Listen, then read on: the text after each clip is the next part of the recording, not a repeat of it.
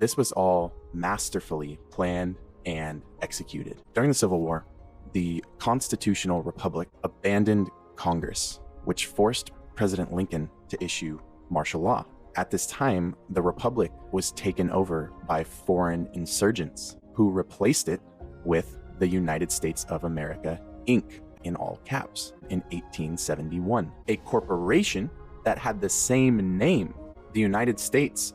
What better way to replace it without anyone noticing that they just got turned into a business and commercialized? Now, this corporation was later purchased by the banking powers behind the Fed in 1912. The Fed was created in 1913. Why did this happen?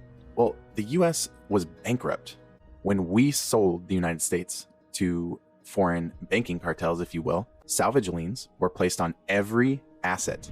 Check this out, including the people of the new federalized states. Now let's fast forward to 1933. An income tax was placed on the people to pay these foreign bankers who own the IMF, which owns the IRS. Look into what the IRS actually is. Who is the IMF owned by? You got to follow the money. Who funds it? It's the same people that own the United States Inc. Same few families, and they're not American. So when I say foreign insurgents, that's what I mean. So 1933, USA Inc. goes bankrupt. An income tax is placed on its people.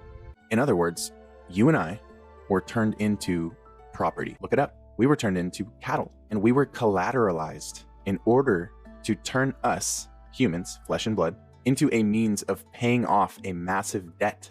But the problem is that while you are technically a person, you've entered into contracts that you're completely unaware of, such as your birth certificate, social security number, etc., that are all saying, I consent to being collateralized. You're living as property, as opposed to living as a blood and flesh natural being.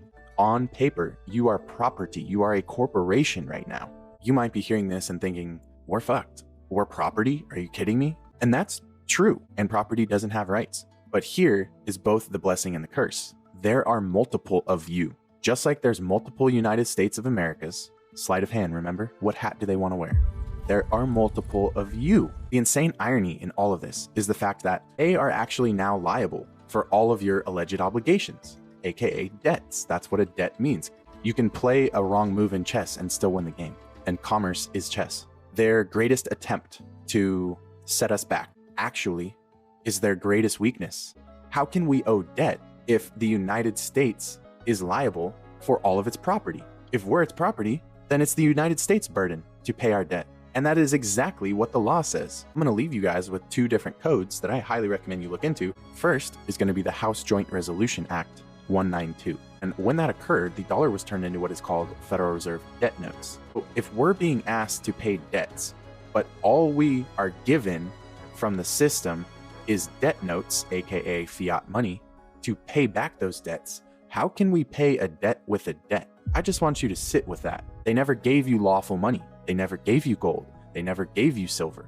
The other side of it is looking into 18 USC 8, 18 United States Code 8. You're going to come to find out that that's literally telling you that the United States is liable for all debt. All of your debt, the United States is liable for it. How can you pay a debt with debt notes? Don't let that go over your head. They already got paid. Whoever's coming after you, saying you owe a debt, whatever, they already got paid. Why would you be paying it twice? Common law, a completely different, higher level set of law that comes from God, the Creator, is for a natural blood and flesh man. And yet you have been following legal law your entire life.